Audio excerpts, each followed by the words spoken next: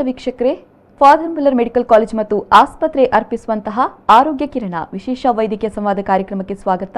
ನಾನು ಕವಿತಾ ಮಾಣಿ. ಇತ್ತೀಚಿನ ದಿನಗಳಲ್ಲಿ ಲೈಫ್ ಸ್ಟೈಲ್ ಆಗಿರ್ಬೋದು ಅಥವಾ ವರ್ಕ್ ಪ್ರೆಷರ್ ಆಗಿರ್ಬೋದು, ಇದರಿಂದಾಗಿ ಸಾಕಷ್ಟು ಮಾನಸಿಕವಾಗಿ ನಾವು ಆರೋಗ್ಯ ಸಮಸ್ಯೆಯನ್ನು ಎದುರಿಸ್ತಾ ಇರ್ತೇವೆ.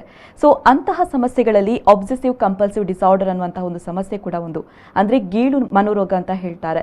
ಸೊ ಹಾಗಾದರೆ ಈ ಗೀಳು ಮನೋರೋಗಕ್ಕೆ ಯಾವೆಲ್ಲ ರೀತಿಯ ಕಾರಣಗಳಿಂದ ಈ ಒಂದು ಮನೋರೋಗ ಬರುತ್ತೆ, ಜೊತೆಗಿದ್ರೆ ಲಕ್ಷಣಗಳೇನು, ಜೊತೆಗೆ ಇದಕ್ಕೆ ಯಾವೆಲ್ಲ ರೀತಿಯ ಟ್ರೀಟ್ಮೆಂಟ್ ಇದೆ, ಇವೆಲ್ಲದರ ಕುರಿತಾಗಿ ಮಾತನಾಡೋದಕ್ಕೆ ಇವತ್ತು ನಮ್ಮ ಜೊತೆಗೆ ಮನೋವೈದ್ಯಶಾಸ್ತ್ರ ವಿಭಾಗದ ವೈದ್ಯರಾದಂತಹ ಡಾಕ್ಟರ್ ಅವಿನಾಶ್ ಅವರು ನಮ್ಮ ಜೊತೆಗಿದ್ದಾರೆ. ಬನ್ನಿ ಅವರನ್ನ ಕಾರ್ಯಕ್ರಮಕ್ಕೆ ವೆಲ್ಕಮ್ ಮಾಡಿ ಈ ಒಂದು ವಿಚಾರವಾಗಿ ಮಾಹಿತಿಯನ್ನು ಪಡ್ಕೊಳ್ಳೋಣ. ಎಸ್ ಡಾಕ್ಟರ್, ಮೊದಲನೇದಾಗಿ ಕಾರ್ಯಕ್ರಮಕ್ಕೆ ಸ್ವಾಗತ. Thank you.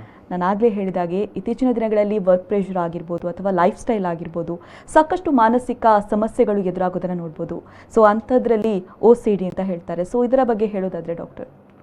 OCD ಅಥವಾ ಒಬ್ಸೆಸಿವ್ ಕಂಪಲ್ಸಿವ್ ಡಿಸಾರ್ಡರ್ ಅಥವಾ ಕನ್ನಡದಲ್ಲಿ ನಾವು ಒಂದು ಗೀಳು ಮನೋರೋಗ ಅಂತ ಹೇಳ್ತೇವೆ. ಇದು ಒಂದು ಮಾನಸಿಕ ಕಾಯಿಲೆ. ಇದು ನಾವು ನೋಡುವಾಗ ನಮ್ಮ ಕ್ಲಿನಿಕಲ್ಲಿ ಒಂದು 4th ಹೈಯೆಸ್ಟ್ ಮೆಂಟಲ್ ಇಲ್ನೆಸ್ ಇದು OCD ಅಂತ. ಇದು ಒಂದು ಕಾಮನ್ ಮೆಂಟಲ್ ಇಲ್ನೆಸ್. ಇದರಲ್ಲಿ ಏನಂದ್ರೆ ಒಂದು ಜನಕ್ಕೆ, ಅದು ಪೇಷಂಟಿಗೆ ತುಂಬಾ ಯೋಚನೆಗಳು ಬರ್ತದೆ. ಈ ಒಂದೇ ಥರದ ಯೋಚನೆ ಪದೇ ಪದೇ ಬಂದು ಆ ಪೇಷಂಟಿಗೆ ಸ್ವಲ್ಪ ಆತಂಕ ಆಗ್ತದೆ. ಈ ಆತಂಕ ಆಗಿ ತುಂಬಾ ತೊಂದರೆ ಆಗಿ ಅವರ ದಿನ ಕೆಲಸಕ್ಕೆ ಎಫೆಕ್ಟ್ ಆಗ್ತದೆ. ಇದು ಒಂದು OCD ಅಂತ. ಹಾಗಾದ್ರೆ ಯಾವೆಲ್ಲ ಕಾರಣಗಳಿಂದ ಈ ಒಂದು ಗೀಳು ಮನೋರೋಗ ಅನ್ನುವಂಥದ್ದು ಎದುರಾಗುತ್ತೆ ಅನ್ನೋದು ಡಾಕ್ಟರ್? OCD ಒಂದು ಮಾನಸಿಕ ಕಾಯಿಲೆ. ಮಾನಸಿಕ ಕಾಯಿಲೆಗೆ ಒಂದು ಕಾರಣ ಹಾಗೇನಿಲ್ಲ. ಎಲ್ಲ ಮಾನಸಿಕ ಕಾಯಿಲೆಗೆ ನಾವು ಮಲ್ಟಿಫ್ಯಾಕ್ಟೋರಿಯಲ್ ಕಾಸಸ್ ಅಂತ ಹೇಳ್ತೇವೆ. ಅಂದ್ರೆ ನಮ್ಮ ಸೈಕ್ಯಾಟ್ರಿಯಲ್ಲಿ ಒಂದು ಬಯೋಸೈಕೋಸೋಷಿಯಲ್ ಮಾಡೆಲ್ ಅಂತ ಇದೆ. ಅಂದ್ರೆ ಬಯೋಲಾಜಿಕಲ್ ಮತ್ತೆ ಸೈಕೋಸೋಷಿಯಲ್. ಬಯೋಲಾಜಿಕಲ್ ಅಂದ್ರೆ ದೈಹಿಕ, ಸೈಕೋಸೋಷಿಯಲ್ ಅಂದ್ರೆ ಮನೋಸಾಮಾಜಿಕ. ಸೊ ಬಯೋಲಾಜಿಕಲ್ ಅಂದ್ರೆ ದೈಹಿಕ ಕಾರಣ ಏನಂದ್ರೆ, ಒಂದು ಮೋಸ್ಟ್ ಕಾಮನ್ ನಮ್ಮ ಬ್ರೈನ್ ಅಲ್ಲಿ ಸ್ವಲ್ಪ ಕೆಮಿಕಲ್ಸ್ ಇರ್ತದೆ. ಆ ಕೆಮಿಕಲ್ ಇಲ್ಲಿ ಒಂದು ಕೆಮಿಕಲ್ ಸೆರೋಟೋನಿನ್ ಅಂತ ಇಂಪಾರ್ಟೆಂಟ್ ಇದೆ. ಆ ಕೆಮಿಕಲ್ ಕಮ್ಮಿ ಆದಾಗ ಯೂಶಲಿ ನಾವು OCD ಆಗ್ಬಹುದಂತ ಚಾನ್ಸಸ್ ಇದೆ. ಇನ್ನೊಂದಂದ್ರೆ ನಮ್ಮ ಬ್ರೈನ್ ಅಲ್ಲಿ ಸ್ವಲ್ಪ ಸರ್ಕಿಟ್ಸ್ ಇರ್ತದೆ. ಈ ಸರ್ಕಿಟ್ಸ್ ಅಲ್ಲಿ ನಮ್ಮ ಯೋಚನೆಗಳು ಹೇಗೆ ಕಂಟ್ರೋಲ್ ಆಗ್ತದೆ, ಹೇಗೆ ಕಂಟ್ರೋಲ್ ಸಪ್ರೆಸ್ ಮಾಡ್ಬೋದಂತ ಅದರ ಕಂಟ್ರೋಲ್ ಅಲ್ಲಿ ಇದೆ. ಈ OCD ಅಲ್ಲಿ ಏನಾಗ್ತದೆ, ಆ ಕಂಟ್ರೋಲ್ ಪಾರ್ಟ್ ಅದು ಹೋಗ್ತದೆ. ಅದಕ್ಕಾಗಿ ಈ ಯೋಚನೆ ಬಂದಾಗ ನಾವು ಸಪ್ರೆಸ್ ಮಾಡಲಿಕ್ಕೆ ಆಗಲ್ಲ. ಉದಾಹರಣೆಗೆ ನಾನು ಜಸ್ಟ್ ಹೇಳ್ತೇನೆ, ಎಲ್ಲರಿಗೆ ಒಂದು ಯೋಚನೆ ಬರ್ತದೆ. ನಾವು ಮನೆಯಿಂದ ಹೊರಗೆ ಹೋಗುವಾಗ ನಮ್ಗೆ ಯೋಚನೆ ಬರ್ತದೆ, ನಾವು ಬಾಗಿಲು ಹಾಕಿದೇವಾ ಇಲ್ಲ ಅಂತ. ನಾವು ಆಗ ಪುನಃ ಹೋಗಿ ಚೆಕ್ ಮಾಡ್ತೇವೆ. ಒಂದ್ಸಲ ಚೆಕ್ ಮಾಡಿ ಆಯ್ತು ಕ್ಲೋಸ್ ಆಗಿದೆ ಅಂತ ನಾವು ಹೋಗ್ತೇವೆ. ಆದ್ರೆ ಈ ಕಾಯಿಲೆಯಲ್ಲಿ ಪೇಷಂಟಿಗೆ ಏನಾಗ್ತದೆ, ಅವರಿಗೆ ಈ ಯೋಚನೆ ಬಂದ್ರೆ ಅವ್ರು ಹೋಗಿ ಚೆಕ್ ಮಾಡ್ತಾರೆ, ಕ್ಲೋಸ್ ಮಾಡ್ತಾರೆ, ಆಯ್ತು ಪುನಃ ಹೋಗ್ತಾರೆ. ಮತ್ತೆ ಪುನಃ ಹೋಗಾಗ ಸಡನ್ ಆಗಿ ಅವರಿಗೆ ಒಂದು ಯೋಚನೆ ಬರ್ತದೆ, ನಾನು ಬಾಗಿಲು ಕ್ಲೋಸ್ ಮಾಡಲಿಲ್ಲ, ಬಾಗಿಲು ಕ್ಲೋಸ್ ಆಗಲಿಲ್ಲ, ಪುನಃ ಹೋಗಿ ಚೆಕ್ ಮಾಡ್ತಾರೆ. ಹೀಗೆ ಪುನಃ ಮಾಡ್ತಾರೆ.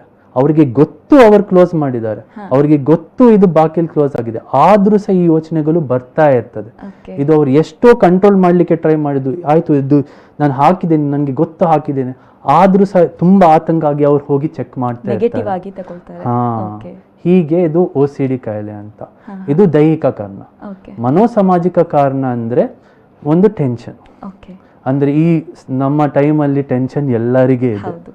ಆದ್ರೆ ಯೂಶಲಿ ಒಂದು ಏನಾದ್ರೂ ಲೈಫ್ ಘಟನೆ ಆದ ನಂತರ ನಾವು ಇದು OCD ಅನ್ನು ಕಾಮನ್ಲಿ ಆಗಿ ನೋಡ್ತೇವೆ.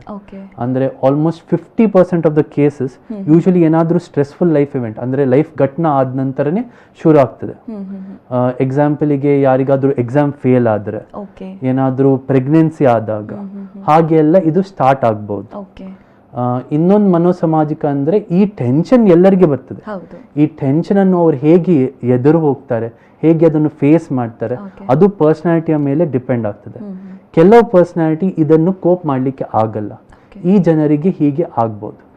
ಅದೇ ನಾನು ಹೇಳುದು, ಮನೋಸಾಮಾಜಿಕ ಮತ್ತೆ ಬಯೋಲಾಜಿಕಲ್ ಎರಡು ಸಹ ಒಟ್ಟಿಗೆ ಆದ ನಂತರನೇ ಈ OCD ಅಂತ ಬರ್ತದೆ. ಒಂದು ಸಾಕಾಗಲ್ಲ. ಹಾಗೆ ಇದೆಲ್ಲ ಕಾರಣಗಳು OCDಗೆ. ಎಸ್ ಡಾಕ್ಟರ್, ಕಾರಣಗಳ ಬಗ್ಗೆ ಹೇಳ್ತಾ ಇದ್ರಿ. ಇನ್ನು ಇದರ ಬಗ್ಗೆ ಸಿಂಪ್ಟಮ್ಸ್ ಬಗ್ಗೆ ಹೇಳೋದಾದ್ರೆ ಡಾಕ್ಟರ್? ಸಿಂಪ್ಟಮ್ಸ್ ಅಂದ್ರೆ ಮೇನ್ ಅಂದ್ರೆ 2 ಟೈಪ್ಸ್ ಇದೆ, ಒಬ್ಸೆಸಿವ್ ಮತ್ತೆ ಕಂಪಲ್ಷನ್. ಒಬ್ಸೆಷನ್ ಅಂದ್ರೆ ಯೋಚನೆಗಳು.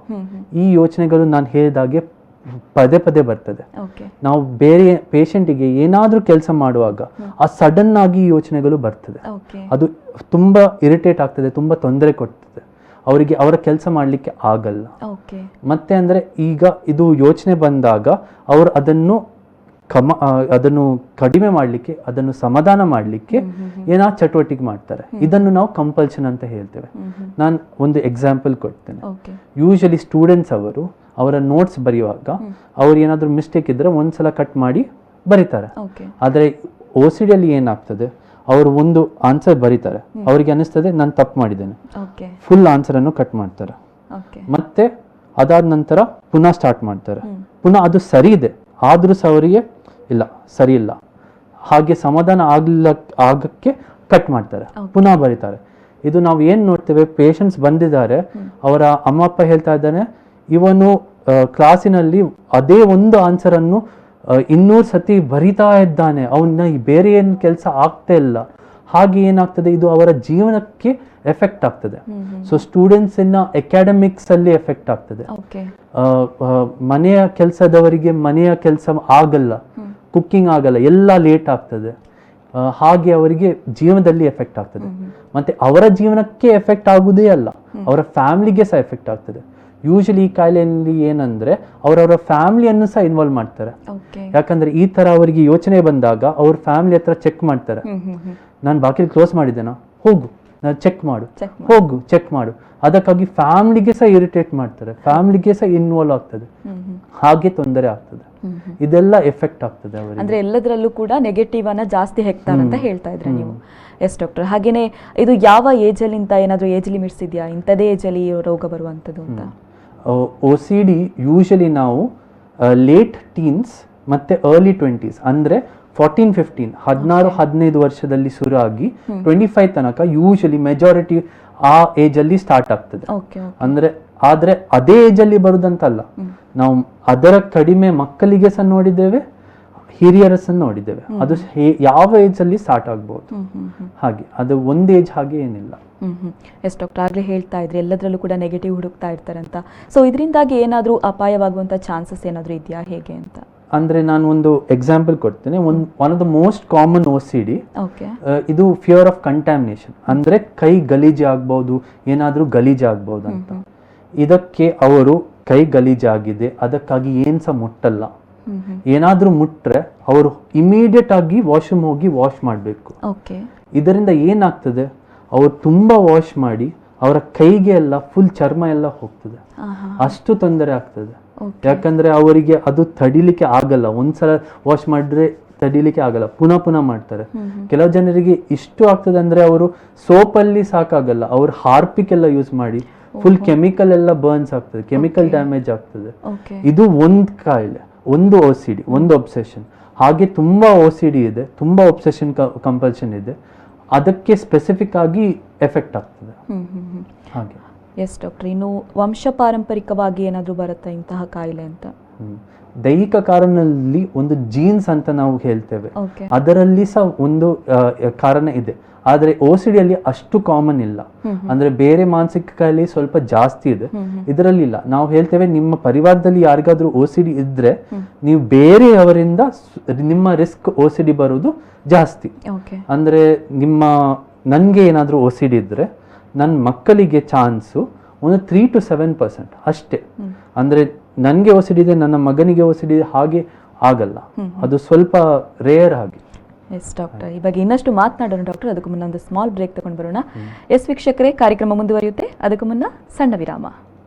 ಬ್ರೇಕ್ನ ಬಳಿಕ ಫಾದರ್ ಮುಲ್ಲರ್ ಮೆಡಿಕಲ್ ಕಾಲೇಜ್ ಮತ್ತು ಆಸ್ಪತ್ರೆ ಅರ್ಪಿಸುವಂತಹ ಆರೋಗ್ಯ ಕಿರಣ ವಿಶೇಷ ವೈದ್ಯಕೀಯ ಸಂವಾದ ಕಾರ್ಯಕ್ರಮಕ್ಕೆ ಮತ್ತೊಮ್ಮೆ ಸ್ವಾಗತ. ಎಸ್ ಡಾಕ್ಟರ್, ಆಗಲೇ ನೀವು ವಂಶ ಪಾರಂಪರಿಕವಾಗಿ ಈ ಒಂದು ಮಾನಸಿಕ ರೋಗ ಬರುತ್ತಾ ಅನ್ನುವಂಥರ ಕುರಿತಾಗಿ ಮಾಹಿತಿಯನ್ನು ನೀಡ್ತಾ ಇದ್ರಿ. ಇನ್ನು ಹೇಳೋದಾದ್ರೆ ಇದರ ಟೈಪ್ಸ್ ಏನಿದೆ ಅಂತ, ಅಂದ್ರೆ OCD ಅಲ್ಲಿ ಯಾವೆಲ್ಲ ಟೈಪ್ಸ್ ಬರುತ್ತೆ ಅನ್ನುವಂಥ ಡಾಕ್ಟರ್? ಸೊ ಒಬ್ಸೆಷನ್ಸ್ ಅಲ್ಲಿ ಟೈಪ್ಸ್ ಇದೆ, ಕಂಪಲ್ಷನ್ಸ್ ಅಲ್ಲಿ ಟೈಪ್ಸ್ ಇದೆ. One of the most common ನಾನು ಹೇಳಿದೆ ಫಿಯರ್ ಆಫ್ ಕಂಟ್ಯಾಮಿನೇಷನ್. ಅಂದ್ರೆ ಅವರಿಗೆ ಏನ್ ಮಾಡ್ಲಿಕ್ಕೆ ಆಗಲ್ಲ, ಏನ್ ಮುಟ್ಲಿಕ್ಕೆ ಆಗಲ್ಲ, ಅದಕ್ಕಾಗಿ ಏನಾಗ್ತದೆ, ಅವರು ಬಾಗಿಲಿನ ಹ್ಯಾಂಡಲ್ ಅನ್ನು ಮುಟ್ಲಿಕ್ಕೆ ಸಹ ಆಗಲ್ಲ, ಅಷ್ಟು ಅವರಿಗೆ ತೊಂದರೆ ಆಗ್ತದೆ. ಅದು ಮೋಸ್ಟ್ ಕಾಮನ್. ಕೆಲವು ಮನೆಯಲ್ಲಿ ಕೆಲಸ ಮಾಡ್ಲಿಕ್ಕೆ ಅಂದ್ರೆ ಕ್ಲೀನ್ ಮಾಡ್ಲಿಕ್ಕೆ ಅವರಿಗೆ ಅದು ಒಂದ್ಸಲ ಕ್ಲೀನ್ ಮಾಡಲಿಕ್ಕೆ ಆಗಲ್ಲ, ಪುನಃ ಪುನಃ ಕ್ಲೀನ್ ಮಾಡ್ತಾರೆ. ಹಾಗೆ ಅವರ ಇಡೀ ದಿನ ಹೋಗ್ತದೆ. ಓಕೆ ಇದು OCD ಮೋಸ್ಟ್ ಕಾಮನ್. ಓಕೆ ಅದರ ನೆಕ್ಸ್ಟ್ ಡೌಟ್ಸ್ ಮತ್ತೆ ಚೆಕ್ಕಿಂಗ್. ನಾನದು ಎಕ್ಸಾಂಪಲ್ ಕೊಟ್ಟೆ ಅಲ್ಲ, ಬಾಗಿಲು ಕ್ಲೋಸ್ ಆಗುವುದು, ಹಾಗೇನೆ ಇದು ಒಂದು ಡೌಟ್ ಮತ್ತೆ ಚೆಕ್ಕಿಂಗ್. ಓಕೆ ಮೋಸ್ಟ್ ಕಾಮನ್ ಇಂಡಿಯಾದಲ್ಲಿ ನಾವು ಏನು ನೋಡಿದ್ವಿ, ಗ್ಯಾಸ್ ಸ್ಟೋವ್ ಆಫ್ ಆನ್ ಆಗಿದೆ ಅಂತ ಡೌಟ್. ಯಾಕಂದ್ರೆ ಒಂದು ಪೇಷಂಟ್ ಹಾಗೆ ಹೇಳ್ತಾರೆ, ನನಗೆ ಯಾವಾಗಲೂ ಸಹ ಡೌಟ್ ಆಗ್ತದೆ, ನಾನು ಗ್ಯಾಸ್ ಸ್ಟವ್ ಆನ್ ಇಟ್ಟಿದ್ದೇನೆ. ಅದು ಯಾಕೆ ಅಂದರೆ ಗ್ಯಾಸ್ ಸ್ಟವ್ ಆನ್ ಇದ್ದರೆ ಗ್ಯಾಸ್ ಇಡೀ ರೂಮಲ್ಲಿ ಹೋಗಿ ಎಕ್ಸ್ಪ್ಲೋಡ್ ಆಗ್ತಾರೆ, ನನ್ನ ಎಲ್ಲ ಮನೆ ಹೋಗ್ತದೆ, ನನ್ನ ಮನೆಯವರೆಲ್ಲ ಹೋಗ್ತಾರಂತ ಅಷ್ಟು ತುಂಬ ಆತಂಕ ಆಗ್ತದೆ ಅವರಿಗೆ. ಅದಕ್ಕಾಗಿ ಏನು ಮಾಡ್ತಾರೆ, ಅವರದನ್ನು ಹೋಗಿ ಚೆಕ್ ಮಾಡಲಿಕ್ಕೆ ಪುನಃ ಪುನಃ ಹೋಗ್ತಾರೆ. ಕೆಲವು ಜನರು ಏನು ಮಾಡ್ತಾರೆ, ಇದನ್ನು ಪುನಃ ಪುನಃ ಚೆಕ್ ಮಾಡಲಿಕ್ಕೆ, ಸಮಾಧಾನ ಮಾಡಲಿಕ್ಕೆ ಸ್ವಲ್ಪ ರಿಚುವಲ್ಸ್ ತರ್ತಾರೆ. ಅಂದರೆ ಏನು ಮಾಡ್ತಾರೆ, ನಾನು ಯಾವಾಗಲೂ ಸಹ 3 ಸಲ ಕ್ಲೋಸ್ ಮಾಡ್ತೇನೆ, ಆನ್ ಮಾಡಿ ಆಫ್ ಮಾಡಿ, ಆನ್ ಮಾಡಿ ಆಫ್ ಮಾಡಿ, ಆನ್ ಮಾಡಿ ಆಫ್ ಮಾಡಿ. ಹಾಗೆ 3 ಸಲ ಮಾಡಿದರೆ ಆಯಿತು, ಸಮಾಧಾನ, ಮತ್ತೆ ಅವರ ಕೆಲಸ ಮಾಡ್ಬೋದು. ಆದರೆ ಇದರಿಂದ ಏನಾಗ್ತದೆ, ಫುಲ್ ಟೈಮ್ ವೇಸ್ಟ್ ಆಗ್ತದೆ. ಏನಾದರೂ ಮಾಡಬೇಕಿದ್ರೆ ಅಡುಗೆ ಮಾಡುವಾಗ ತುಂಬ ಸಲ ಆನ್ ಆಫ್ ಮಾಡಬೇಕು, ಎಲ್ಲ ಸಮಯದಲ್ಲಿ ಹಾಗೆ ಮಾಡುವಾಗ ಟೈಮ್ ಹೋಗ್ತದೆ. ಇದು ಒಂದು ಡೌಟ್ಸ್ ಮತ್ತೆ ಚೆಕ್ಕಿಂಗ್. ಇನ್ನೊಂದಂದ್ರೆ ಒಂದು ಸೀರಿಯಸ್ ಆದರೆ ಜನರು ಹೊರಗೆ ಬರಲ್ಲ ಈ ಥರ ಆಬ್ಸೆಷನ್ ಇದ್ದಾಗ, ಅದು ಸೆಕ್ಷುವಲ್ ಥಾಟ್ಸ್ ಅಥವಾ ದೇವರ ಬಗ್ಗೆ ಕೆಟ್ಟ ಯೋಚನೆ. ಅಂದರೆ ಸೆಕ್ಷುವಲ್ ಥಾಟ್ಸ್ ಅಂದರೆ ಪೇಷಂಟ್ ಬರ್ತಾರೆ, ನಾನು ಜಸ್ಟ್ ನನ್ನ ಕೆಲಸ ಮಾಡುವಾಗ, ಏನಾದರೂ ವರ್ಕ್ ಮಾಡುವಾಗ, ಸ್ಟಡಿ ಮಾಡುವಾಗ ಸಡನ್ ಆಗಿ ನನಗೆ ಸೆಕ್ಷುವಲ್ ಇಮೇಜಸ್ ಬರ್ತದೆ, ಅದು ನನಗೆ ತುಂಬ ತೊಂದರೆ ಕೊಡ್ತದೆ. ಆಗ ನನಗೆ ತುಂಬ ಗಿಲ್ಟ್ ಆಗ್ತದೆ, ನನ್ನಿಂದ ಹಾಗೆ ಆಗಿದೆ, ನನ್ನ ಯೋಚನೆ ಕೆಟ್ಟಿದ್ದೆ, ಹಾಗೆ ಯೋಚನೆ ಮಾಡಿ ಅವರಿಗೆ ತುಂಬ ಟೆನ್ಷನ್ ಆಗ್ತದೆ. ಇನ್ನೊಂದು ದೇವರ ನಂಬಿಕೆ ಇದ್ದವರಿಗೆ ದೇವರ ಬಗ್ಗೆ ಕೆಟ್ಟ ಯೋಚನೆ ಬರ್ತದೆ. ಅವ್ರು ಹೇಳ್ತಾರೆ, ಯೂಶಲಿ ನಾನು ದೇವರ ಕೋಣೆ ಹೋದಾಗ ಅಥವಾ ದೇವಸ್ಥಾನ ಹೋದಾಗ ದೇವರನ್ನು ನೋಡುವಾಗ ನನಗೆ ನನ್ನ ಮನಸ್ಸಲ್ಲಿ ಗಲೀಜಿ ಪಿಕ್ಚರ್ಸ್ ಬರ್ತದೆ, ಕೆಟ್ಟ ವರ್ಡ್ಸ್ ಬರ್ತದೆ. ಆಗ ಅವರಿಗೆ ಏನಾಗ್ತದೆ, ನಾನು ಪಾಪ ಮಾಡಿದ್ದೇನೆ, ನಾನು ಸಿನ್ ಮಾಡಿದ್ದೇನೆ, ಅದಕ್ಕಾಗಿ ದೇವರು ನನ್ನನ್ನು ಪನಿಷ್ ಮಾಡ್ತಾರೆ. ಅದಕ್ಕೆ ಸಮಾಧಾನ ಮಾಡಲಿಕ್ಕೆ ಏನು ಮಾಡ್ತಾರೆ ಅಂದರೆ ಜಪ ಮಾಡ್ತಾರೆ. ಹಾಗೆ ಕೆಲವು ಜನರು ಇದು ಫುಲ್ ಗಾಯತ್ರಿ ಮಂತ್ರವನ್ನು 100 ಟೈಮ್ಸ್, ಯಾವಾಗಲೂ ಸಹ ಈ ಯೋಚನೆ ಬಂದಾಗ 100 ಟೈಮ್ಸ್ ಮಾಡ್ತಾ ಇರ್ತಾರೆ. ಹಾಗೆ ಅವರ ಫುಲ್ ಟೈಮ್ ಸ್ಪೆಂಡ್ ಆಗ್ತದೆ. ಇದು ಒಂದು ಕಾಮನ್. ಆದರೆ ಈ ಒಬ್ಸೆಷನ್ ಇದ್ದವರು ಜಾಸ್ತಿ ಬರಲ್ಲ. ಯಾಕಂದ್ರೆ ಬಂದ್ರೆ ಬೇರೆಯವ್ರು ಏನು ಹೇಳ್ತಾರೆ, ಬೇರೆಯವರು ನನ್ನನ್ನು ಹೇಗೆ ನೋಡ್ತಾರೆ, ಬೇರೆಯವರು ನನ್ನನ್ನೇ ಬ್ಲೇಮ್ ಮಾಡ್ತಾರೆ, ನಿನ್ನ ಮನಸ್ಸು ಆಗಿದೆ, ನಿನ್ನ ಮನಸ್ಸು ಕೆಟ್ಟಾಗಿದೆ, ಅದಕ್ಕಾಗಿ ಹಾಗೆ ಬರಲ್ಲ. ಇನ್ನೊಂದು OCD ಅಂದರೆ ನೀಡ್ ಫಾರ್ ಸಿಮೆಟ್ರಿ. ಅಂದರೆ ಎಲ್ಲ ವಸ್ತುಗಳು ಒಂದೇ ಜಾಗದಲ್ಲಿ ಇರಬೇಕು ಅಥವಾ ಒಂದೇ ಥರದ್ದು ಇರಬೇಕು. ಇದರಲ್ಲಿ ಏನಾಗ್ತದೆ ಅಂದರೆ ಅವರ ಎಲ್ಲ ಬಾಕ್ಸ್, ಏನಾದರೂ ಪೆನ್ನು, ಪೆನ್ಸಿಲ್, ಪೇಪರ್ ಎಲ್ಲ ಒಂದೇ ಜಾಗದಲ್ಲಿ ಇರಬೇಕು, ಮತ್ತು ಸ್ಟ್ರೇಟ್ ಇರಬೇಕು ಅಥವಾ ಒಂದೇ ಥರ ಇರಬೇಕು. ಸ್ವಲ್ಪ ಆಚೆ ಹೋದರೆ ಏನೋ ಆಗ್ಬೋದಂತ. ಇದರಲ್ಲಿ ಕೆಲವು ಸತಿ ಮ್ಯಾಜಿಕಲ್ ಥಿಂಕಿಂಗ್ ಅಂತ ಇರ್ತದೆ. ಅಂದರೆ ಏನಂದರೆ, ಕೆಲವು ಸ್ಟೂಡೆಂಟ್ಸ್ ಹೇಳ್ತಾರೆ, ನಾನು ಓದುವಾಗ ನನ್ನ ಬುಕ್ ಹೀಗೆ ಇರಬೇಕು, ನನ್ನ ಬುಕ್ ಸ್ವಲ್ಪ ಈಚೆ ಇದ್ದರೆ ನನಗೆ ಏನು ಮನಸ್ಸಿಗೆ ಹೋಗಲ್ಲ, ನಾನು ಎಷ್ಟು ಸಹ ಓದಿದ್ರೆ ಅದು ನನ್ನ ಮನಸ್ಸಲ್ಲಿ ಇರಲ್ಲ. ಹಾಗೆ ನಾನು ಎಕ್ಸಾಮಲ್ಲಿ ಬರೆಯುವಾಗ ನನಗೆ ನನ್ನ ಪೆನ್ ಹೀಗೆ ಇರಲಿಲ್ಲ ಅಂದರೆ ನಾನು ಎಕ್ಸಾಮ್ ಫೇಲ್ ಆಗ್ತೇನೆ ಶೂರ್ ಆಗಿ. ಅದಕ್ಕಾಗಿ ಈ ಆತಂಕದಿಂದ ಅವ್ರು ಕೆಲವು ಜೊತೆ ಎಕ್ಸಾಮೇ ಬರೆಯಲ್ಲ. ಯಾಕಂದರೆ ಅದು ಆಗಲ್ಲ ಅಂದರೆ ಅವ್ರು ಸ್ಟಕ್ ಆಗ್ತಾರೆ, ನನಗೆ ಇದು ಸರಿ ಇಲ್ಲ, ಅದಕ್ಕಾಗಿ ಆಗಲ್ಲ ಅಂತ. ಹೀಗೆ ಒಂದು ಸಿಮೆಟ್ರಿ. ಇನ್ನೊಂದು ಇಂಪಾರ್ಟೆಂಟೇ ಹೋರ್ಡಿಂಗ್ ಅಥವಾ ಸಂಗ್ರಹ ಮಾಡುವುದು. ನಾವೆಲ್ಲ ಏನಾದರೂ ಹಳೆದು ವಸ್ತುಗಳು, ಏನಾದರೂ ಈಗ ಏನು ಉಪಯೋಗ ಇಲ್ಲದ ವಸ್ತುಗಳನ್ನು ನಾವು ಹೊರಗೆ ಹಾಕ್ತೇವೆ ಅಥವಾ ಕಚರ ಅಲ್ಲಿ ಕೊಡ್ತೇವೆ. ಆದರೆ ಇವರು ಏನು ಮಾಡ್ತಾರೆ, ಇವರು ಯೂಸ್ಫುಲ್ ನಾನ್ ಯೂಸ್ಫುಲ್ ಸಹ ಇದ್ದರೆ ಅದನ್ನು ಎಲ್ಲ ಒಂದು ಜಾಗದಲ್ಲಿ ಇಡುವುದು. ಅಂದ್ರೆ ಏನ್ ಸಹ ಅವ್ರು ಥ್ರೋ ಮಾಡಲ್ಲ. ಮತ್ತೆ ಏನಾಗ್ತದೆ, ಅವರ ಮನೆಯಲ್ಲಿ ಫುಲ್ ವಸ್ತುಗಳು ಇರ್ತದೆ, ಎಲ್ಲ ಯೂಸ್ಲೆಸ್ ಐಟಮ್ಸ್ ಕಲೆಕ್ಟ್ ಮಾಡ್ತಾ ಇರ್ತಾರೆ. ಹೀಗೆ ಏನಾಗ್ತದೆ, ಅವರ ಫುಲ್ ಪರಿವಾರಕ್ಕೆ ಎಫೆಕ್ಟ್ ಆಗ್ತದೆ. ಯಾಕಂದ್ರೆ ಅವರ ಮನೆಯವರು ನನ್ನ ಫುಲ್ ಒಂದು ರೂಮ್ ಅದಕ್ಕೇನೆ ಇಟ್ಟಿದ್ದೀರಾ, ರೂಮಲ್ಲಿ ಏನೆಲ್ಲ ಹಾಕಿದ್ದೀರಾ, ಏನೆಲ್ಲ ಎಲೆಕ್ಟ್ರಾನಿಕ್ಸ್ ಏನು ಯೂಸ್ಫುಲ್ ಇಲ್ಲ ಹಾಗೆ ಇಟ್ಟಿದ್ದೀರಾ. ಇದು ಅಂತ ಹೋರ್ಡಿಂಗ್ ಅಂತ ಹೇಳ್ತೇವೆ. ಇದೆಲ್ಲ ಡಿಫ್ರೆಂಟ್ ಟೈಪ್ಸ್ ಆಫ್ ಒಬ್ಸೆಷನ್ಸ್ ಇದೆ. ಕಂಪಲ್ಷನ್ಸ್ ತುಂಬ ಇದೆ. ಒಂದಂದ್ರೆ ಕೌಂಟಿಂಗ್ ಅಂದರೆ ನೀವು ಒಂದು ಪೇಷಂಟ್ ಹೋಗ್ತಾ ಇರುವಾಗ ಏನಾದರೂ ಬಾರ್ಸ್ ನೋಡಿದ್ರೆ, ಅಂದರೆ ಫೆನ್ಸ್ ನೋಡಿದ್ರೆ ಅಥವಾ ಏನಾದರೂ ವಿಂಡೋದಲ್ಲಿ ಏನಾದರೂ ಕರ್ಬದು ರಾಡ್ಸ್ ನೋಡಿದ್ರೆ ಅದೆಲ್ಲನ್ನು ಮುಟ್ಬೇಕು ಅಥವಾ ಎಲ್ಲನ್ನು ಕೌಂಟ್ ಮಾಡಬೇಕು. ಅದು ಕೌಂಟ್ ಮಾಡಿದ್ರೆ ಸಮಾಧಾನ. ಕೌಂಟ್ ಮಾಡಲಿಲ್ಲ ಅಂದ್ರೆ ಪುನಃ ಅದು ಮ್ಯಾಜಿಕಲ್ ಥಿಂಕಿಂಗ್. ಕೌಂಟ್ ಮಾಡಲಿಲ್ಲ ಅಂದ್ರೆ ಏನೋ ಬ್ಯಾಡ್ ಆಗ್ಬೋದು, ಏನೋ ಟೆರಬಲ್ ಆಗ್ಬೋದು ನನಗೆ ಅಥವಾ ನನ್ನ ಫ್ಯಾಮ್ಲಿಗೆ. ಹಾಗೆ ಮೆನಿ ಟೈಪ್ಸ್ ಆಫ್ ಒಬ್ಸೆಷನ್ಸ್ ಮತ್ತು ಕಂಪಲ್ಷನ್ಸ್ ಇದೆ. ಅಂದರೆ ಅವರವರಲ್ಲೇ ಆನ್ಸರನ್ನು ಹುಡುಕಿಕೊಳ್ಳೋದು ಅವರು. ಹಾಂ, ಅಂದರೆ ಈ ಕಾಯಿಲೆಯಲ್ಲಿ ಏನಂದರೆ ಇದು ಯೋಚನೆ ಬಂದಾಗ ಅವ್ರ ಸಮಾಧಾನಕ್ಕೆ ಏನಾದರೂ ಚಟುವಟಿಕೆ ಮಾಡಲೇಬೇಕು. ಓಕೆ, ಅದರಿಂದನೇ ಅವರಿಗೆ ಸಮಾಧಾನ ಆಗ್ತದೆ, ಇಲ್ಲದ್ರೆ ಆಗಲ್ಲ. ಅದಕ್ಕಾಗಿ ಏನಾದರೂ ಹುಡುಕ್ತಾರೆ, ಏನಾದರೂ ರಿಚುವಲ್ ಮಾಡ್ತಾರೆ. ಯಾಕಂದರೆ ಅದು ಟೆನ್ಷನ್ ನನಗೆ ಬೇಡ, ಅದು ಆತಂಕ ನನಗೆ ಬೇಡ. ಹಾಗೆ ಎಸ್ ಡಾಕ್ಟರ್, ಈಗ ಏನಾದರೂ ಒಂದು ಘಟನೆ ನಡೆದಿರುತ್ತೆ ಅವರ ಜೀವನದಲ್ಲಿ, ಯಾವತ್ತೂ ಮರೆಯೋಕ್ಕಾಗಲ್ಲ. ಅಂತಹ ಘಟನೆಗಳಿಂದ ಏನಾದರೂ ಇಂತಹ ಕಾಯಿಲೆ ಬರುವಂಥ ಚಾನ್ಸಸ್ ಇದೆಯಾ, ಹೇಗೆ ಅಂತ?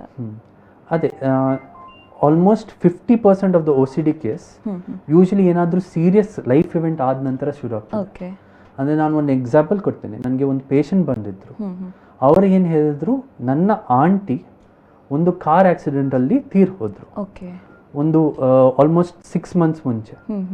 ಅದರ ನಂತರ ನನಗೆ ನಾನು ಡ್ರೈವ್ ಮಾಡುವಾಗ ಯಾವಾಗಲೂ ಸಹ ನಾನು ಚೆಕ್ ಮಾಡ್ತಾ ಇರಬೇಕು, ಲೆಫ್ಟ್ ರೈಟ್ ಚೆಕ್ ಮಾಡ್ತಾ ಇರಬೇಕು. ನಾನು ಆಗ ಕಾರನ್ನು ಆಫ್ ಮಾಡಿ ಎಲ್ಲ ಸರಿ ಇದೆ ಅಂತ ಮಾಡಿ, ಅಂದರೆ ಬ್ರೇಕ್ ಹೇಗಿದೆ, ಲೈಟ್ಸ್ ಹೇಗಿದೆ, ಇಂಡಿಕೇಟರ್ ಎಲ್ಲ ಮಾಡಿ ಮತ್ತೆ ಸ್ಟಾರ್ಟ್ ಮಾಡಿ ಮತ್ತೆ ನಾನು ಹೋಗ್ತೇನೆ. ಆದರೆ ಇದು ಏನು, ಎಲ್ಲ ಜಾಗ ಅವರು ಸ್ಟಾಪ್ ಮಾಡ್ತಾರೆ, ಇದು ಮಾಡಬೇಕು. ಅಂದರೆ ಏನಾದರೂ ಟ್ರಾಫಿಕ್ ಸ್ಟಾಪಲ್ಲಿ ಅದು ರೈಟ್ ಗ್ರೀನ್ ಆದ ನಂತರ ಅವ್ರು ಫುಲ್ ಚೆಕ್ ಮಾಡ್ತಾರೆ, ಇದು ಸರಿ ಇದೆಯಾ, ಇದು ಸರಿ ಇಲ್ಲ.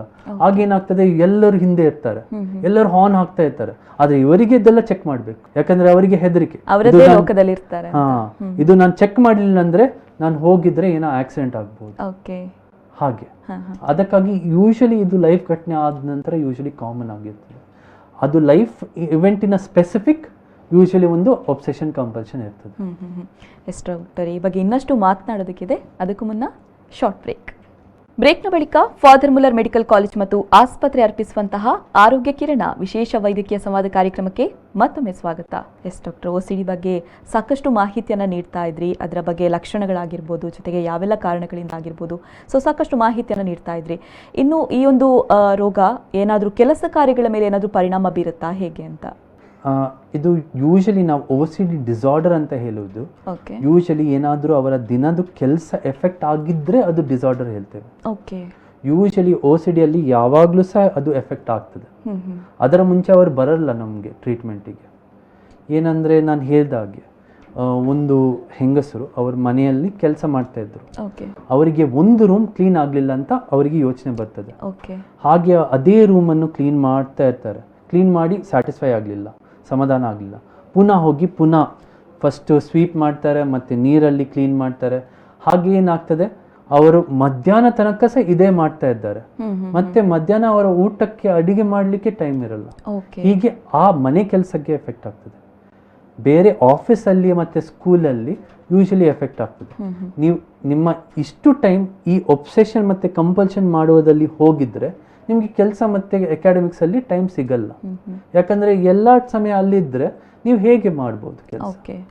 ಹಾಗೆ ಮತ್ತೆ ಏನಂದರೆ ಈ ರಿಚುವಲ್ಸ್ ಎಲ್ಲ ನೋಡುವಾಗ ಜನರು ಏನು ಮಾಡ್ತಾರೆ, ಮಕ್ಕಳು ಮಾಡ್ತಾರೆ. ಅದಕ್ಕಾಗಿ ಜಾಸ್ತಿ OCD ಅವರು ಹೊರಗೆ ಹೋಗಲ್ಲ, ಕೆಲಸಕ್ಕೆ ಹೋಗಲ್ಲ.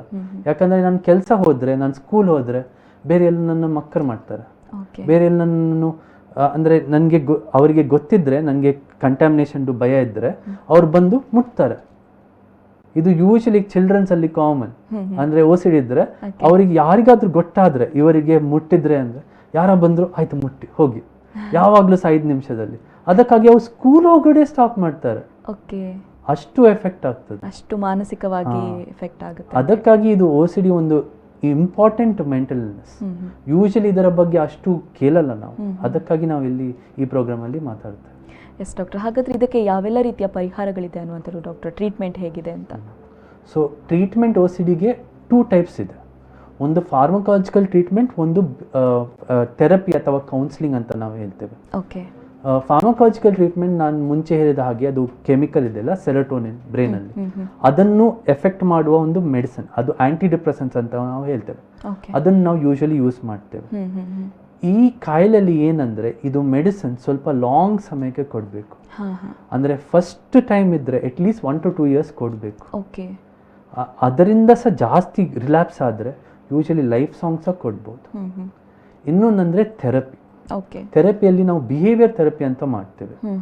ಇದು ಏನಂದ್ರೆ ಅವರ ಏನು ಭಯ ಇದೆ ಅಥವಾ ಏನು ಒಬ್ಸೆಷನ್ ಇದೆ ಅದನ್ನು ನಾವು ಫೇಸ್ ಮಾಡ್ತೇವೆ ಮತ್ತೆ ಅದು ಕಂಪಲ್ಷನ್ ಅನ್ನು ಅವಾಯ್ಡ್ ಮಾಡ್ತೇವೆ, ಡಿಲೇ ಮಾಡ್ತೇವೆ.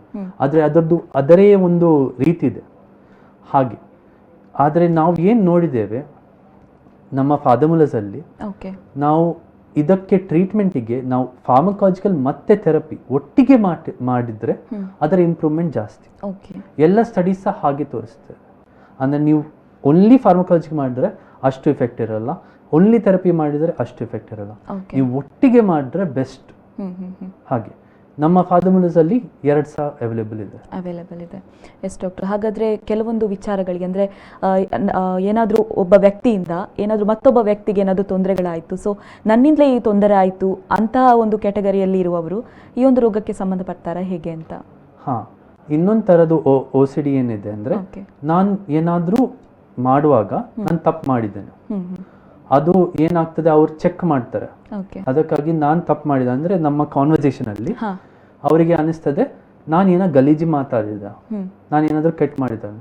ಅದಕ್ಕಾಗಿ ಏನು ಮಾಡ್ತಾರೆ, ಅವರ ಜೊತೆಗೆ ಚೆಕ್ ಮಾಡ್ತಾರೆ, ನಾನು ಸರಿ ಹೇಳಿದಲ್ಲ ಹಾಗೆಲ್ಲ ಎಫೆಕ್ಟ್ ಆಗ್ತದೆ. ಅದಕ್ಕಾಗಿ ಏನಾಗ್ತದೆ, ಜಾಸ್ತಿ ಜನರಿಗೆ ಇದನ್ನು ಡೀಲ್ ಮಾಡಲಿಕ್ಕೆ ಬೇಡ, ಅದಕ್ಕಾಗಿ ಇವರ ಜೊತೆಗೆ ಹೋಗುವುದೇ ಸ್ಟಾಪ್ ಮಾಡ್ತಾರೆ, ಹಾಗೆ ಎಫೆಕ್ಟ್ ಆಗ್ತದೆ. ಎಸ್ ಡಾಕ್ಟರ್, ಹಾಗಾದರೆ ಇಂತಹ ಎಲ್ಲ ಸಮಸ್ಯೆಗಳಿದ್ರೆ ಲೈಫ್ ಮೇಲೆ ಏನಾದರೂ ಪರಿಣಾಮ ಬೀರುತ್ತಾ ಹೇಗೆ ಅಂತ ಡಾಕ್ಟರ್? ಸೊ OCD ಇದ್ದವರಿಗೆ ತುಂಬ ಪ್ರಾಬ್ಲಮ್ಸ್ ಬರ್ತದೆ. ಒಂದು ಇದು ವರ್ಕ್ ಎಲ್ಲ ನಾನು ಹೇಳ್ತೀನಿ. ಹೌದು. ಇನ್ನೊಂದಂದ್ರೆ ಇದರ ಜೊತೆಗೆ ಬೇರೆ ಮಾನಸಿಕ ಕಾಯಿಲೆ ಸಹ ಬರುವ ಚಾನ್ಸ್ ಇದೆ.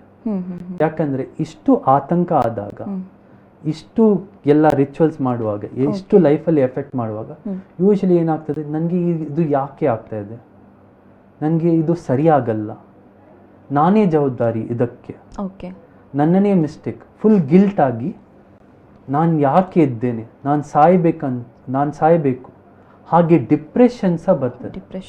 ಆಲ್ಮೋಸ್ಟ್ 1/3 ಪೇಷಂಟ್ಸ್ OCDಗೆ ಡಿಪ್ರೆಷನ್ ಬರ್ತದೆ. ಮತ್ತೆ ಏನಾಗ್ತದೆ ಅಂದರೆ ಇಷ್ಟು ಯೋಚನೆ ಬಂದು ಸೂಸೈಡ್ ಸಹ ಕಾಮನ್ ಆಗ್ತದೆ OCDಯಲ್ಲಿ. ಹಾಗೆ ಅಷ್ಟು ಎಫೆಕ್ಟ್ ಆಗ್ತದೆ. ಬೇರೆ ಮಾನಸಿಕ ಕಾಯಿಲೆ ಸಹ ಕಾಮನ್ ಇದೆ. ಒಂದಂದ್ರೆ ನಾನು ಹೇಳಿದ್ದು ಸೋಷಿಯಲ್ ಫೋಬಿಯಾ ಅಂದ್ರೆ ಅವರು ಈಗ ಇದು ರಿಚುವಲ್ಸ್ ಎಲ್ಲರೂ ಮಕ್ಕಳು ಮಾಡ್ತಾರೆ ಅಂದ್ರೆ ಮನೆಯಲ್ಲೇ ಇರ್ತಾರೆ, ಹೊರಗೆ ಹೋಗಲ್ಲ, ಹೊರಗೆ ಹೋಗ್ಲಿಕ್ಕೆ ಅವರಿಗೆ ಭಯ ಆಗ್ತದೆ, ಅದಕ್ಕಾಗಿ ಮನೆಯಲ್ಲಿ ಇರ್ತಾರೆ. ಹಾಗೆ ತುಂಬಾ ಅವರಿಗೆ ಎಫೆಕ್ಟ್ ಆಗುತ್ತೆ. ಎಸ್ ಡಾಕ್ಟರ್, ಇಷ್ಟೆಲ್ಲ ಟ್ರೀಟ್ಮೆಂಟ್ ಇದೆ ಅಂತ ಕೂಡ ಆಗ ಹೇಳ್ತಾ ಇದ್ರಿ. ಸೊ ಈ ಟ್ರೀಟ್ಮೆಂಟ್ ಇಂದ ಸಂಪೂರ್ಣವಾಗಿ ಗುಣವಾಗುತ್ತಾ ಅಥವಾ ಮತ್ತೆ ರಿಪೀಟ್ ಚಾನ್ಸಸ್ ಏನಾದರೂ ಇದೆಯಾ ಹೇಗೆ ಅಂತ? ನಮ್ಮ ಎಲ್ಲ ಸ್ಟಡೀಸಲ್ಲಿ ನಾವು ಎಲ್ಲ ನಿಮ್ಯಾನ್ಸಲ್ಲಿ ಮಾಡಿದ್ದಾರೆ, ಬೇರೆ ಎಲ್ಲ ಜಾಗದಲ್ಲಿ ಮಾಡಿದ್ದಾರೆ, ಅದರಲ್ಲಿ ನಾವು ನೋಡಿದ್ದೇವೆ ಒಂದು 10 year ಪೀರಿಯಡಲ್ಲಿ ಆಲ್ಮೋಸ್ಟ್ 40% to 50% ಫುಲ್ ಇಂಪ್ರೂವ್ಮೆಂಟ್ ಆಗ್ತದೆ. ಅಂದರೆ ಮೆಡಿಕೇಶನ್ ಮತ್ತು ಥೆರಪಿ ಆದಾಗ ಫುಲ್ ಇಂಪ್ರೂವ್ಮೆಂಟ್ ಆಗ್ತದೆ. ಆದರೆ ಆಲ್ಮೋಸ್ಟ್ ಒಂದು 30%ಗೆ ಪಾರ್ಷಿಯಲ್ ಇಂಪ್ರೂವ್ಮೆಂಟ್, ಅಂದರೆ ಸ್ವಲ್ಪ ಇಂಪ್ರೂವ್ಮೆಂಟ್ ಆಗ್ತದೆ, ಆದರೆ ಪೂರ್ತಿ ಅದು ಆತಂಕ ಅಷ್ಟಿರಲ್ಲ, ಹಾಗೆ ಇಂಪ್ರೂವ್ಮೆಂಟ್ ಆಗ್ತದೆ. ಆದರೆ ಏನೆಲ್ಲ ಟ್ರೈ ಮಾಡಿದ್ರು 20%ಗೆ ಏನು ಇಂಪ್ರೂವ್ಮೆಂಟ್ ಆಗಲ್ಲ. ಆದರೆ ಏನಂದರೆ ಇದು ನಾವು ಪ್ರಿಡಿಕ್ಟ್ ಮಾಡಲಿಕ್ಕೆ ಆಗಲ್ಲ. ಅದಕ್ಕಾಗಿ ಪೇಷಂಟ್ಸ್ ಬಂದಾಗ ನಾವು ಟ್ರೀಟ್ಮೆಂಟ್ ಮಾಡಬೇಕು. ಪೇಷಂಟ್ಸ್ ಒಂದ್ಸಲ ಟ್ರೀಟ್ಮೆಂಟ್ ಟ್ರೈ ಮಾಡಬೇಕು. ಟ್ರೀಟ್ಮೆಂಟ್ ಅಂದರೆ ತುಂಬ ಟ್ರೀಟ್ಮೆಂಟ್ ಇದೆ, ತುಂಬ ಲಾಂಗ್ ಟ್ರೀಟ್ಮೆಂಟ್ ಇದೆ, ಅದೆಲ್ಲ ಪ್ರಯತ್ನ ಮಾಡಬೇಕು. ಇದು 20% ನಾನು ಸರಿ ಆಗಲ್ಲ ಅಂತ ಯೋಚನೆ ಮಾಡಿ ಪೇಷಂಟ್ಸ್ ಮನೆಯಲ್ಲಿ ಇರಬಾರ್ದು, ಅವ್ರು ಬರಬೇಕು. ಮತ್ತು ರಿಲ್ಯಾಪ್ಸ್ ಬಗ್ಗೆ ಏನಂದರೆ ನಾವು ಏನು ನೋಡಿದ್ದೇವೆ, ಯಾರು ಜನರು ಮೆಡಿಸಿನ್ ಸಡನ್ ಆಗಿ ಸ್ಟಾಪ್ ಮಾಡ್ತಾರೆ ಅವರಿಗೆ ಇದು ರಿಲ್ಯಾಪ್ಸ್ ಆಗುವ ಚಾನ್ಸ್ ಫಾಸ್ಟ್ ಮತ್ತೆ ಜಾಸ್ತಿ, ಒಂದು 40-50% ರಿಲ್ಯಾಪ್ಸ್ ಆಗ್ತಾರೆ. ಯಾರು ಮೆಡಿಸಿನ್ ಸರಿಯಾಗಿ ತೆಗ್ತಾರೆ ಒಂದು 3 ವರ್ಷಕ್ಕೆ ಹಾಗೆಲ್ಲ ಮತ್ತೆ ಡಾಕ್ಟರ್ ಅಡ್ವೈಸ್ ಆಗಿ ಅವರು ಕಡಿಮೆ ಮಾಡಿದರೆ ಅವರಿಗೆ ರಿಲ್ಯಾಪ್ಸ್ ಕಡಿಮೆ, ಒಂದು 20% ಹಾಗೆ ರಿಲ್ಯಾಪ್ಸ್ ಆಗ್ತದೆ. ಆದರೆ ಯೂಶಲಿ ಅದು ಟ್ರೀಟ್ಮೆಂಟ್ ಸ್ಟಾರ್ಟ್ ಮಾಡಿದಾಗ ಯೂಶಲಿ ಹೆಲ್ಪ್ ಆಗ್ತದೆ, ಆದರೆ ಅದು ಪುನಃ ನೋಡಬೇಕು ಹಾಗೆ. ಎಸ್ ಡಾಕ್ಟ್ರೆ, ಇಷ್ಟು ಹೊತ್ತು ನಮ್ಮ ಜೊತೆಗಿದ್ದು OCD ಅಂದರೆ ಒಬ್ಸೆಸಿವ್ ಕಂಪಲ್ಸಿವ್ ಡಿಸಾರ್ಡರ್ ಬಗ್ಗೆ ಸಾಕಷ್ಟು ಮಾಹಿತಿಯನ್ನು ನೀಡ್ತಾ ಇದ್ರಿ doctor. Thank you so much doctor. Thank you. Yes, ನೋಡಿದ್ರಲ್ಲ ವೀಕ್ಷಕರೇ, ಒಬ್ಸೆಸಿವ್ ಕಂಪಲ್ಸಿವ್ ಡಿಸಾರ್ಡರ್ ಬಗ್ಗೆ ಸಾಕಷ್ಟು ಮಾಹಿತಿಯನ್ನು ನೀಡಿದ್ರು. ಇದರ ಲಕ್ಷಣಗಳೇನು, ಜೊತೆಗೆ ಯಾವೆಲ್ಲ ಕಾರಣಗಳಿಂದ ಬರುತ್ತೆ, ಏನೆಲ್ಲ ಟ್ರೀಟ್ಮೆಂಟ್ ಇದೆ, ಎಲ್ಲದನ್ನ ಕೂಡ ಡಾಕ್ಟರ್ ತಿಳಿಸಿಕೊಟ್ರು.